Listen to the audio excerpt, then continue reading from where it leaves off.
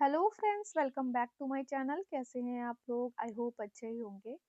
Friends, आप लोग की आ रही थी डिमांड कि हम लेकर आए एक स्ट्रैटेजी वीडियो यूपीपीसीएस मेंस के लिए। आपका रिजल्ट आ चुका है। जिन लोगों का हुआ है इसमें एग्ज़ाम क्लियर, बहुत बहुत कॉन्ग्रेचुलेशन। और जिनका नहीं हुआ है, जैसा कि आपको पता है कि इस बार थोड़ा रिजल्ट गड़बड़ रहा है, तो आप लोग कर सकते हैं 2025 के लिए प्रिपेयर कीजिए। और भी जो एग्ज़ाम्स आने वाले हैं उन पर फोकस रखिए, ठीक है। इस वीडियो में हम बात करेंगे यूपीपीसीएस मेंस की स्ट्रैटेजी क्या होनी चाहिए। बेसिकली जो बिगनर्स है, जिनका ये फर्स्ट मेंस है या सेकंड या थर्ड मेंस है, उनके लिए ये वीडियो बहुत काम आएगी। देखिए, जो है, क्योंकि उन्हें काफ़ी एक्सपीरियंस हो गया होता है। लेकिन हाँ, ये वाली वीडियो जो है उनके लिए हेल्पफुल रहेगी, जो बिगनर्स हैं या जिन्होंने पहले 2-3 मेंस लिखे हैं लेकिन किसी वजह से उनका मेंस नहीं हो पाया है, ठीक है। अगर आपको इस वीडियो से थोड़ी सी भी हेल्प मिले तो प्लीज़ लाइक ज़रूर करना, शेयर करना, सब्सक्राइब करना हमारे चैनल को। और हाँ, प्लीज़ कमेंट करके ज़रूर बताइएगा कि वीडियो लगा कैसा। और अगर आपको कोई और क्वेरी है, आपको लगता है कि कोई क्वेश्चन इसमें मिस रह हो गया है, तो प्लीज़ हमें बताइएगा। हम कोशिश करेंगे आगे दूसरी वीडियो में उस चीज़ को पूरा करने की, ठीक है। स्टार्ट करते हैं वीडियो को। देखिए, 12 पॉइंट हैं और इसमें आपको हर एक पॉइंट बहुत ध्यान से सुनना है।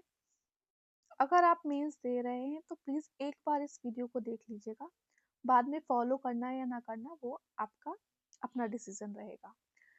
सबसे पहली बात तो ये कि आपको ये याद रखना है कि टाइम कितने पास है आपका। 3.5 महीने हैं, आप इसको 3 मंथ मान के चलिए। क्योंकि क्या होता है, कभी तबीयत खराब है, कभी कोई हमारा कुछ फैमिली जो है काम पड़ जाता है, फैमिली का कुछ ना कुछ ऐसा इशू हो जाता है कि आप इसको 3 महीने मान के चलिए, ठीक है। अगर आप इसका एक एक दिन यूटिलाइज कर पा रहे हैं तब तो बहुत अच्छी बात है। मेंस एग्जाम में आपको दो चीजें, जो आपके दो हथियार होंगे, वो होंगे एक नोट्स होंगे आपके आपके बनाए हुए खुद के, ठीक है, और एक होगी टेस्ट सीरीज। सिर्फ और सिर्फ टेस्ट सीरीज पे अगर आप रिलाई कर रहे हैं तो फिर थोड़ा मुश्किल हो जाता है एग्जाम क्लियर होना। और सिर्फ और आप नोट्स ही पढ़ते जा रहे हैं, कुछ प्रैक्टिस नहीं कर रहे हैं आंसर राइटिंग की, तब भी थोड़ा मुश्किल हो जाता है एग्जाम क्लियर होना, ठीक है। सेकंड एडवाइस मेरी क्या रहेगी, इसको मैंने सेकंड पॉइंट में क्यों लिखा है। देखिए, मान लीजिए आपका रिजल्ट आया 1 वीक पहले, ठीक है। 1 वीक पहले रिजल्ट आया, बिना कुछ सोचे समझे, ना कोई सिलेबस देखा है, ना कुछ स्ट्रेटेजी बनाई है, ना कोई टाइम टेबल देख बनाया है, ना पीवाईक्यू एनालिसिस की है। सिर्फ और सिर्फ स्टूडेंट्स क्या करते हैं कि मार्केट में अच्छी टेस्ट सीरीज कौन सी है, या कोई बुक है, या कोई कोर्स प्रोवाइड करा रहा है कोचिंग इंस्टीट्यूट, तो वो एक दौड़ होती है ना, उसमें शामिल हो जाते हैं। देखिए, टेस्ट सीरीज पे जंप करना उनके लिए बिल्कुल ठीक रहता है, जो ऑलरेडी 2-3 मेंस लिख चुके हैं, उनके नोट्स बिल्कुल प्रिपेयर हैं, ठीक है। तो उन्हें बस क्या करना है, अपना उन्हें पता है कि हाँ भाई, हमने लास्ट टाइम मेंस दिया था और हमारी ये कमी हो रह गई थी, तो हमें इस बार वो सुधारनी है। शायद हमने आंसर्स कम लिखे थे या हमारी प्रिपरेशन थोड़ी कम थी, तो वो टेस्ट सीरीज ज्वाइन करेंगे, उसके टाइम टेबल के हिसाब से चलेंगे, अपने नोट्स में कुछ ना कुछ ऐड करते हुए जाएंगे और वो चीज़ें उनके लिए हो जाएंगी इजीली। लेकिन अगर आप बिगनर हैं, आपका फर्स्ट मेंस है या हो सकता है सेकंड मेंस हो, तो अब मेरी ये एडवाइस है कि एकदम से टेस्ट सीरीज पे जंप करना ठीक नहीं है, ठीक है। कम से कम कुछ टाइम दीजिए अपने आप को। जैसे कि क्या करना है आपको, कुछ चीजें बहुत ध्यान रखनी है। एक तो जो सिलेबस है ना आपका दिया हुआ सारे पेपर्स का मेंस में, वो बाइबल है मेंस के लिए, ठीक है।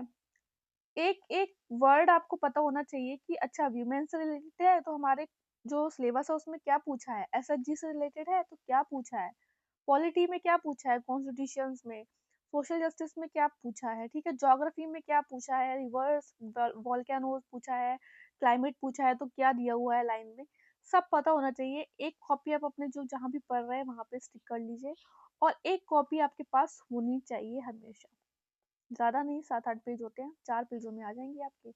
और कैरी करने में कोई ऐसा इशू नहीं है, ठीक है। एक कॉपी हमेशा अपने साथ आप सिलेबस की कैरी करिए। सिलेबस को अच्छे से देखो, पढ़ो, 3 से 4 दिन रोज आधा आधा 1-1 घंटे, मतलब एनालाइज करो चीज़ों को। अच्छा ठीक है, ये सिलेबस में है, और पीवाईक्यूज रखो उसके सामने, सिलेबस के जस्ट सामने। अच्छा, ये क्वेश्चन इसलिए पूछा है यहाँ पे, ठीक है। ऐसा नहीं है कि आपको लगेगा कि मैं क्या बोल रही हूँ, ऐसे कैसा हो सकता है, लेकिन जब आप चीजें देखेंगे ना, आप 3 से 4 दिन ट्राई करेंगे तो आपको फर्क पता चलेगा। उसके बाद थोड़ा सा अपना एक रफ टाइम टेबल बनाओ अभी, ठीक है, कि अच्छा ठीक है, मेरी जो वीकनेस है वो इस पेपर पे है, स्ट्रेंथ है वो इस पेपर पे है, तो मुझे इतना टाइम देना है इस पेपर को, ठीक है। फिर बढ़ना है हमें पीवाईक्यू एनालिसिस पे।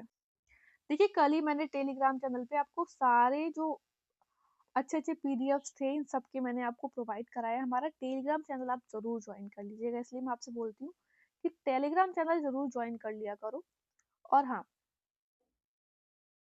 ये देखिए सबसे पहले तो क्या करना है, पीवाईक्यू जो है यूपीपीसीएस के लेके बैठे हैं 2018 से 2023 तक। सारे पेपर्स के आपको हमारे टेलीग्राम चैनल पे मिल जाएंगे। पहले भी हमने प्रोवाइड कराए थे, कल हमने फिर से करा दिए हैं, आप वहां से डाउनलोड कर सकते हैं। उसके बाद आपने करना क्या है, यूपीएससी के पीवाईक्यू टॉपिक वाइज, बहुत पुराने मत उठाओ और बहुत नए भी मत उठाओ। बहुत पुराने में बहुत ज्यादा पुराना उनका पैटर्न हो जाएगा, और अगर 22-23 को उठाएंगे तो थोड़ा सा नया हो जाएगा। 2016 से 2021 तक के उठाओ अभी। जब आपका ये सब कुछ हो जाए, जब आपकी अच्छे से प्रिपरेशन हो जाए, तब आप लगाना यूपीएससी के 2022-23 के पेपर, फिर आपको पता चलेगा आप कहाँ स्टैंड कर रहे हो, ठीक है।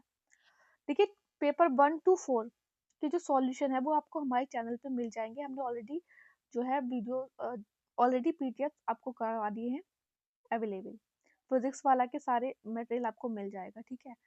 पहले इतना तो कर लो, उसके बाद आप इस मतलब इस स्टेट पे हो जाओगे कि एग्जामिनर क्यों पूछ रहा है। अच्छा ये क्वेश्चन आया है एग्जाम में तो क्यों आया है, हमारे सिलेबस में है भाई इसलिए आया है। सिलेबस में भी ऐसा नहीं है कि कुछ भी पूछ लिया है एग्जामिनर ने, सिलेबस में भी कुछ पॉइंट्स दे रखे हैं, उन्हीं में से पूछता है एग्जामिनर, ठीक है। अच्छा एक बात और है कि यूपीपीसीएस में ना बहुत ज्यादा डीपली क्वेश्चन नहीं पूछेगा, डेप्थ नहीं पूछेगा क्वेश्चन, वर्ड टू वर्ड जाएगा। आप एथिक्स में ले लीजिए, अगर इंटीग्रिटी पूछा है तो आपको इंटीग्रिटी के बारे में पता होना चाहिए क्या है, बिल्कुल डेफिनेशन एज इट इज पता होनी चाहिए, ठीक है। उसी तरीके से और भी चीजें हैं, ज्योग्राफी हो गया, हिस्ट्री हो गया, डेप्थ में ज्यादा नहीं जाता है वो, ठीक है। तो आपको ऊपर ऊपर से, इसलिए मैं आपसे बोल रही हूँ कि सिलेबस की आपको बहुत अच्छी पकड़ होनी चाहिए। और मेरा ये मानना है कि जब आपका ये हो जाए ना, कुछ 20 दिन लगे आपको, 15 दिन लगे, 25 दिन लगे, उसके बाद आप टेस्ट सीरीज अगर आप चाहें, ठीक है, तो उसके बाद टेस्ट सीरीज एनरोलमेंट करिए। देखिए कोचिंग इंस्टीट्यूट का कुछ नहीं जा रहा है ना, उनका कुछ नहीं जा रहा है। वो लोग तो कहते हैं कि भाई पढ़ाई तो बाद में होती रहती है, जैसे ही रिजल्ट आता है टेस्ट सीरीज की मारा मारी हो जाती है। बट ऐसा नहीं करना चाहिए, एटलीस्ट आपको पता हो। ऐसे अच्छा मैं आपको एक एग्जांपल देती हूँ प्रीलिम्स का, ठीक है, ऑल्दो ज्यादा कोई कंपैरिजन नहीं है बट फिर भी आपको समझ में आएगा। प्रीलिम्स में स्टूडेंट्स क्या करते हैं, कुछ जो न्यू बिगनर्स होते हैं, या उनका क्या होता है ना कि सिलेबस कंप्लीट नहीं होता। जैसे कि पॉलिटी लक्ष्मीकांत जो पढ़ते हैं हम, ठीक है, और मॉडर्न हिस्ट्री, अब तो यूपीपीसीएस से भी काफी क्वेश्चन आने लगे हैं यूपीपीसीएस में मॉडर्न हिस्ट्री जो स्पेक्ट्रम हम पढ़ते हैं, ठीक है।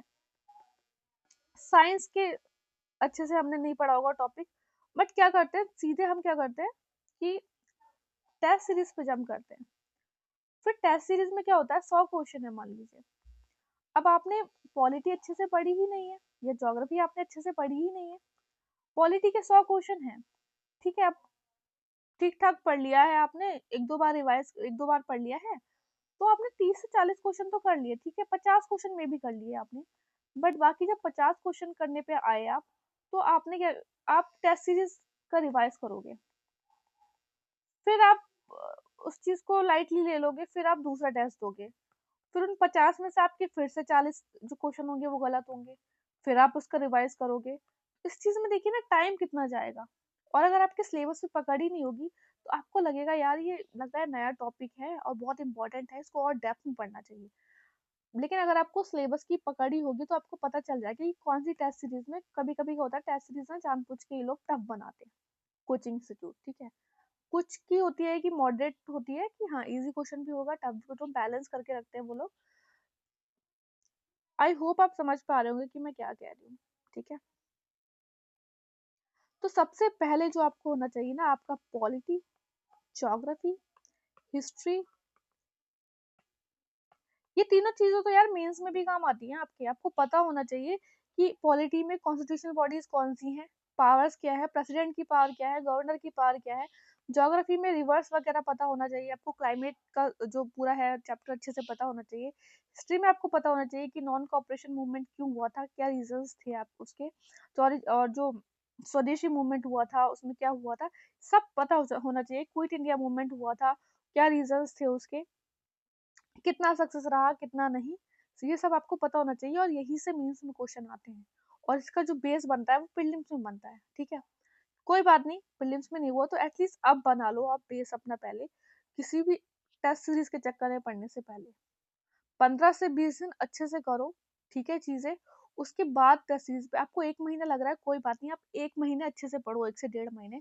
उसके बाद एटलीस्ट एक बात आप याद रखिए कि आपके पास 3.5 महीने है ना, तो आप अभी 15 अप्रैल तक सिर्फ ये चीजें करो, सिर्फ यही करो, दिन रात ये जितना पढ़ सकते हो पढ़ो। देखो लोग बोलते हैं हम 5 घंटे पढ़ रहे हैं, हम 6 घंटे पढ़ रहे हैं, हर किसी का अपना कैपेसिटी होता है। हो सकता है आपका आपने ज्यादा नहीं पढ़ा हो, या हो सकता है बिगनर हो, तो ये भी हो सकता है कि आपको 10 से 12 घंटा पढ़ने पड़े। बस सिलेबस होना चाहिए हमारा टाइम पे, ठीक है। 15 अप्रैल तक अगर आप चाहो तो 10 से 15 अप्रैल तक ये करो। उसके बाद अब जब कोई टेस्ट सीरीज स्टार्ट करोगे ना, तो एक अलग ही कॉन्फिडेंस लेवल होगा कि अच्छा हाँ मुझे ये क्वेश्चन आ रहा है। और टेस्ट सीरीज में अगर आपको क्वेश्चन नहीं आएगा ना, तो आपका कॉन्फिडेंस लेवल वहीं कम हो जाएगा। फिर मेंस में क्या परफॉर्म करोगे यार आप, खुद सोचो। और टेस्ट में ना ज्यादा नहीं, एटलीस्ट जो है 30-35 टेस्ट तो जहाँ तक मुझे लगता है लगाने ही चाहिए, और सेक्शनल या फुल जैसे भी हो, ठीक है, जो भी कोचिंग इंस्टीट्यूट अच्छा प्रोवाइड करवा रहा हो। वैसे कुछ लोग बोलते हैं कि हमने 20 लगाए थे, 22 लगाए थे, ये वही लोग होते हैं जो अपना अच्छे से अपना पहले सिलेबस की स्टडी करते हैं, उनके शॉर्ट नोट्स बनाते हैं पूरा, और फिर उसके बाद टेस्ट सीरीज पे जाते हैं, ठीक है।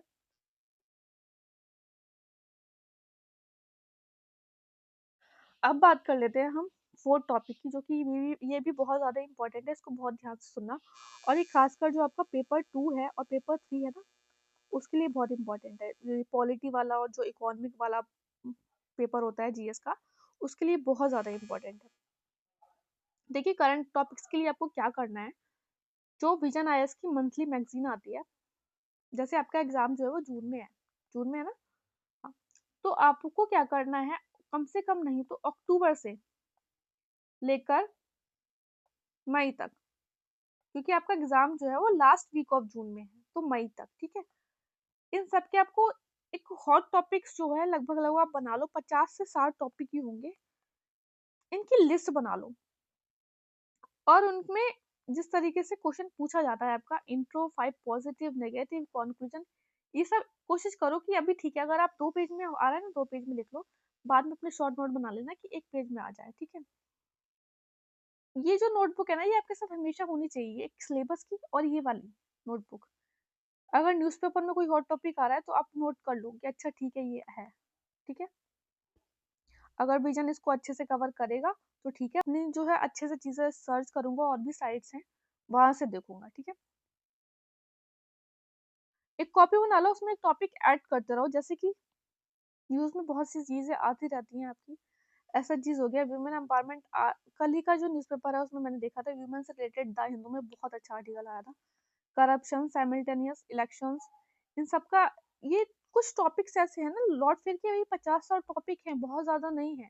सिलेबस में भी आप देखेंगे, जब सिलेबस का आप अच्छे से रीड करेंगे तो जैसे अनएम्प्लॉयमेंट, पावर्टी, और ऐसा चीज जैसे कुछ ये सोसाइटी वगैरह सोशल इशूज है, ये तो फेवरेट टॉपिक है। उसी तरीके से ज्योग्राफी चेंज नहीं हो सकती, हिस्ट्री चेंज नहीं हो सकती, लॉर्ड फेयर के वही टॉपिक आते रहते हैं आपके। उस तरीके से करंट अफेयर में भी, पॉलिटी इकोनॉमी में भी कुछ ही टॉपिक है जो थोड़े बहुत चेंज होते हैं, वरना लॉर्ड फेयर के वही टॉपिक आते रहते हैं, ठीक है। कि ये वाली चीज तो आपको करनी ही चाहिए, अगर आप चाह रहे हैं कि आप लिस्ट में अपना नाम लेकर आए, तो बिल्कुल यही चीज है जो टॉपर्स को अलग बनाती है, जिनका लिस्ट में नाम आता है। उन लोगों से दूर रहिए जो लोग बोलते हैं कि भाई हम तो हंसते हंसते मेंस दे आए थे, पता नहीं कैसे हो गया। वो थोड़े अलग दुनिया के लोग होते हैं, ठीक है। अभी खासकर यूपी में यार कंपटीशन है, डरा नहीं रही हूँ मैं आपको, लेकिन हाँ यूपी में कंपटीशन है अच्छा सा, क्योंकि यूपीएससी का जो बच्चा होता है ना, वो अच्छे से यूपीपीसीएस निकाल लेता है। यूपीपीसी और बीपीएससी यही पेपर देते हैं यूपीएससी वाले बच्चे, और यूपीपीसीएस ज्यादातर देते हैं बच्चे जो यूपीएससी वाले होते हैं ना। ऑल ओवर इंडिया से बच्चे देते हैं और कंपटीशन होता है, ठीक है। तो आपको उसी तरीके से चीजें सोचनी पड़ेंगी। अब बात कर लेते हैं पैटर्न की। आपको पता होगा कितने पेपर होते हैं? 8, जिनके मार्क्स होते हैं, जिसमें आपको हिंदी को लाइटली बिल्कुल नहीं लेना है, ठीक है। अभी मेरे पास कम से कम 8 से 10 क्वेरी आ गई कि हिंदी कैसे करना है यूपी में, या राजस्थान, जैसे आपको पता होगा राजस्थान मेंस का भी है, हम लोग, मैं दे रही हूँ राजस्थान मेंस। तो कि हिंदी कैसे करना है यार उसमें। तो मुझे तो जैसे मेरा हिंदी अच्छा है, तो मुझे लगता है कोई इतनी बड़ी बात नहीं है, बहुत आसानी से हो जाएगा। लेकिन हिंदी क्या है ना, हिंदी में बहुत कम मेहनत में आप अच्छे मार्क लेके आ सकते हो। जैसे कि 150 मार्क्स होता है ना हिंदी में,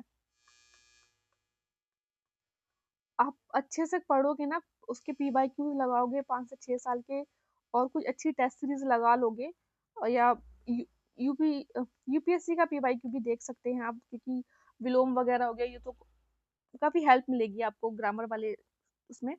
तो आप बहुत आसानी से इसमें 90 प्लस मार्क्स लेकर आ सकते हैं, ठीक है। 100 प्लस भी ला सकते हैं लाने वाले, लेकिन मैं कह रही हूँ 90 प्लस ला सकते हैं। और अगर आप बात करेंगे GS2 और GS3 की ना, आप एड़ी चोटी का जोड़ लगा देंगे, तब कहीं जाके आपका 100 प्लस आ पाता है, ठीक है। 90 प्लस 100 प्लस तब आ पाता है। तो ये बात आप ध्यान रखना कि इसमें 150 मार्क्स में है, वहाँ 200 मार्क्स में लाने में बहुत ज्यादा हालत खराब हो जाती है GS2 और GS3 में, ठीक है।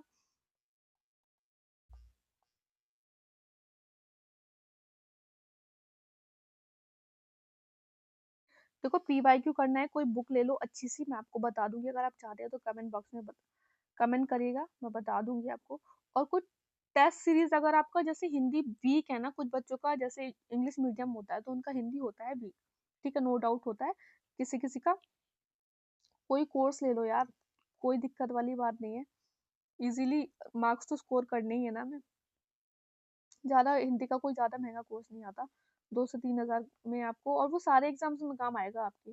मान लिया आप कोई कोर्स ज्वाइन कर रहे हैं, इसमें पत्र लेखन, अधिसूचना आपको सब मिल रहा है, तो वो आपको और भी स्टेट में काम आएगा। अगर आप आगे दे रहे हैं, जैसे उत्तराखंड पीसीएस का पेपर दे रहे हैं, उसमें भी काम आएगा, और राजस्थान में भी काम आएगा। अब बिहार का मुझे अभी इतना नॉलेज नहीं है, तो हिंदी काम आता है, क्योंकि अब हर स्टेट में हिंदी जो है वो कहीं ना कहीं कंपलसरी हो गया है मेंस में, और यूपीएससी में तो आता ही आता है, ठीक है।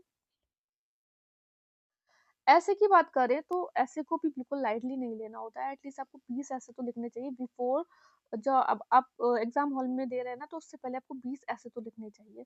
टॉपिक्स बना लो रिसेंट में जो न्यूज में है, या उसके 4 से 5 साल के पेपर को एनालाइज करके कि अच्छा एनवायरमेंट से रिलेटेड न्यूज ये आया है, ओके हेल्थ से रिलेटेड आया है, तो करंट के टॉपिक ही रहते हैं मोस्टली, ठीक है।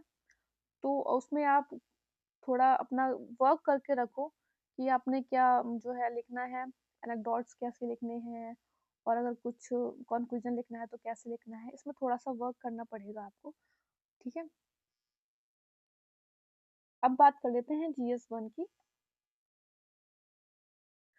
अगेन GS1 के लिए मैंने आपको बताया कि हमने अपने टेलीग्राम चैनल पे आज ही आपको सारा यूपीपीसीएस के GS1 के GS2 GS3 4 और हिंदी 2018 से पेपर आपको करवा दिए हैं प्रोवाइड, आप वहां से कर लेना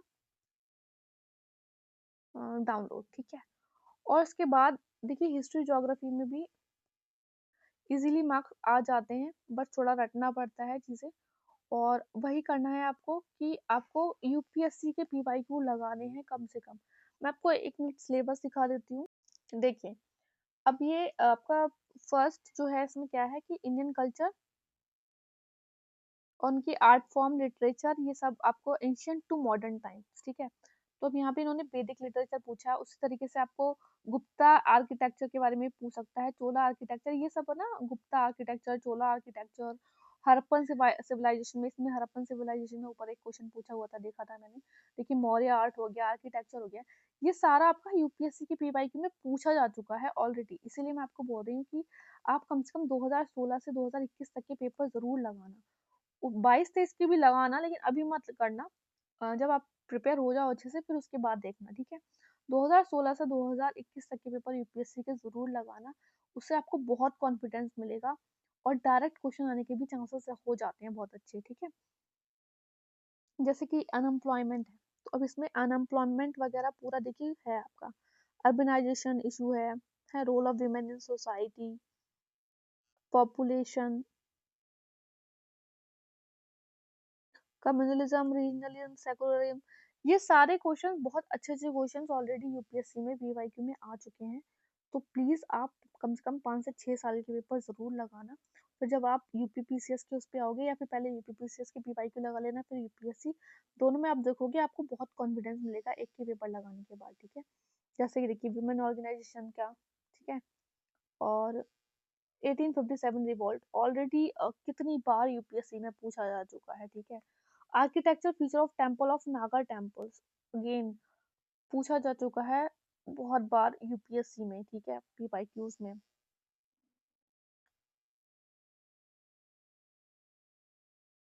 देखिए process of urbanisation led to development of devastation in society.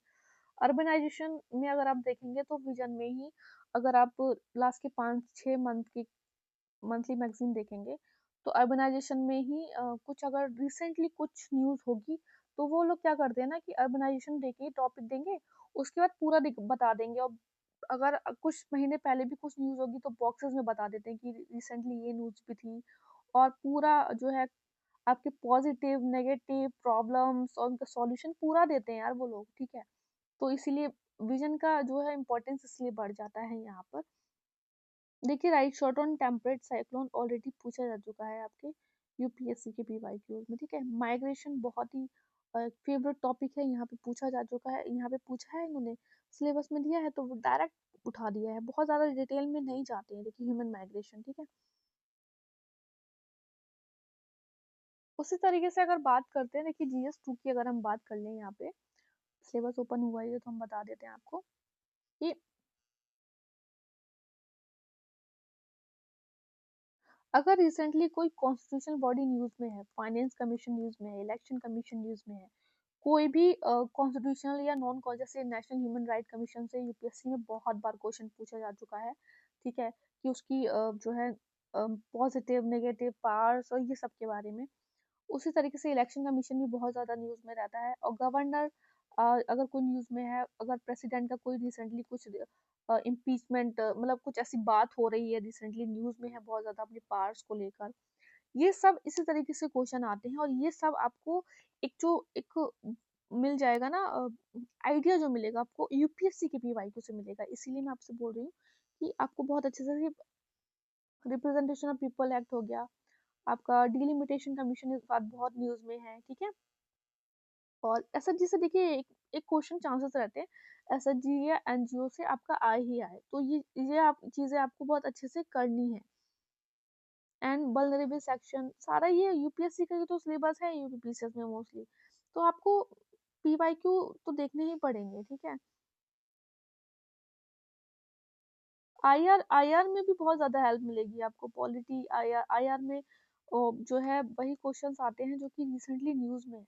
मान लीजिए प्राइम मिनिस्टर ने कोई कंट्री की विजिट की है, बहुत सालों बाद किसी प्राइम मिनिस्टर ने की है किसी कंट्री की विजिट, या प्रेसिडेंट ने रिसेंटली की है, तो उसका आ जाता है कि न्यूज़ में है। जैसे कि अभी जो वॉर वगैरह हुई थी हो रही थी, वो न्यूज़ में था तब आ गया था। ठीक है, बात कर लेते हैं जीएस 3 की इकोनॉमी। देखिए जीएस 2 और जीएस 3 में जो विजन का मंथली करंट अफेयर होता है उसका रोल बहुत ज़्यादा इंपॉर्टेंट हो जाता है। तो मैंने आपको बताया कि 50 to 60 टॉपिक्स ही मिलेंगे आपको, अच्छे से उनके नोट्स बना लेना। अगेन पार्टी एम्प्लॉयमेंट कुछ टॉपिक्स हैं वो थोड़े से जीएस 1 जीएस 2 और जीएस 3 में आपको मिक्सअप मिलेंगे कुछ टॉपिक्स। ठीक है, inclusive growth, sustainable development goal, सब वही क्वेश्चंस हैं। और ये इसमें आप इंटरनल सिक्योरिटी अगर रिसेंटली कुछ न्यूज़ में है तो वही पूछ लिया जाता है आपका, तो आप वहीं से क्या करेंगे विजन से नोट्स बना लेंगे। एथिक्स की पूरी स्ट्रेटेजी हम आपको बता चुकी हैं, उसकी जो लिंक है वो आपको इस वीडियो के डिस्क्रिप्शन बॉक्स में मिल जाएगी, वहां से देख लेना। बेसिकली क्या होता है ना एथिक्स में, देखिए एथिक्स में क्या है ना कि आपको चीज़ें पता होनी चाहिए, बिल्कुल सिलेबस पे जाना है आपको। एटीट्यूड क्या है, एप्टीट्यूड क्या है, इमोशनल इंटेलिजेंस क्या है, कॉन्सेप्ट डायमेंशंस, और मोरल थिंकर्स कुछ जैसे गांधी जी वगैरह हैं, इन सब के बारे में पूछा गया जाता है। बुद्धा की रिसेंट में जो क्या उनकी वैल्यूज की वो है। ठीक है, और role of family society as it is आप पीवाईक्यू लगाएंगे, और इसमें अगेन अगेन यूपीएससी के पीवाईक्यू का रोल जो हो जाता है बहुत इंपॉर्टेंट हो जाता है। लास्ट के 5 साल के लगा लो, 5 से 6 साल के आपका आधे से ज़्यादा सिलेबस तो कंप्लीट हो ही जाएगा एथिक्स का। सॉल्यूशंस भी मिल जाएंगे आपको हमारे चैनल पे। मैंने आपको बताया कि जो है पीडीएफ्स जो है वो मैंने आपको प्रोवाइड करा दिए। अब बात कर लेते हैं हम कि यूपी के में क्या करना है। अगेन देखिए, यूपी के लिए ना मैंने आपको 2 बुक बताई थी।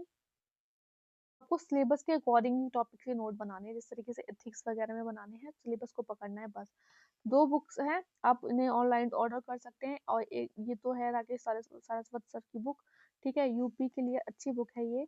और एक ये ओनली आईएएस पीडब्ल्यू की हमने आपको चैनल पे प्रोवाइड कराई है सॉफ्ट कॉपी, वो आप वहाँ से डाउनलोड कर लेना। आपको इन दोनों बुक से काफ़ी ज़्यादा हेल्प मिल जाएगी। और बाकी आपका जो बाइबल है वो क्या है, पीवाईक्यू है, ठीक है। अगेन सिलेबस को अपने सामने रखना है जब आप एनालाइज करें टॉपिक्स को, तो ठीक है। और कोई भी अच्छी जो है टेस्ट सीरीज देखिए एनरोल करना आप, और जिसकी जो है कॉपी रिव्यू आपको मिल जाए टाइम से, और मॉडल आंसर भी वो लोग प्रोवाइड कराएं। ऐसा नहीं है कि आपने आज टेस्ट दिया है लेकिन आपको जो कॉपी मिल रही है, आपको रिव्यू करी हुई वो मिल रही है आपको 20 दिन बाद। अब क्या होता है ना कि जब हम आंसर लिख रहे हैं तो हम एक जरूरी नहीं है हमें सारे आंसर एज इट इज आ रहे हों, या जो आंसर में अच्छे से आ भी रहा होगा उसको भी हम कुछ सोच के लिख रहे होते हैं कि अच्छा हमने इसमें ये लॉजिक लगाया था या ये लिखा था। अगर हमें वो कॉपी 20 दिन बाद मिलेगी तो हम भूल जाएंगे, ठीक है। तो ये चीज आप ध्यान रख लेना। और अब जहाँ तक जो मेरा आपको सजेशन है कि मार्च और अप्रैल को ना बहुत अच्छे से यूटिलाइज कर लो, जान लगा दो मार्च एंड अप्रैल में, ज्यादा से ज्यादा टॉपिक कवर करने की कोशिश इसी में करो। क्योंकि जैसे जैसे टाइम एग्जाम का आपका आता रहता है ना, वैसे वैसे थोड़ा प्रेशर बढ़ता रहता है, और प्रेशर में कहीं ना कहीं आप जैसे मेरा तो एफिशिएंसी थोड़ी नीचे हो जाती है प्रेशर में।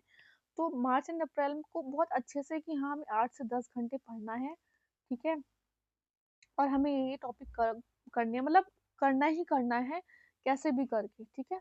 और उसके बाद मैंने आपको जैसे बताया मिड अप्रैल में आप चाहें तो कोई भी अच्छी टेस्ट सीरीज ज्वाइन कर लेना।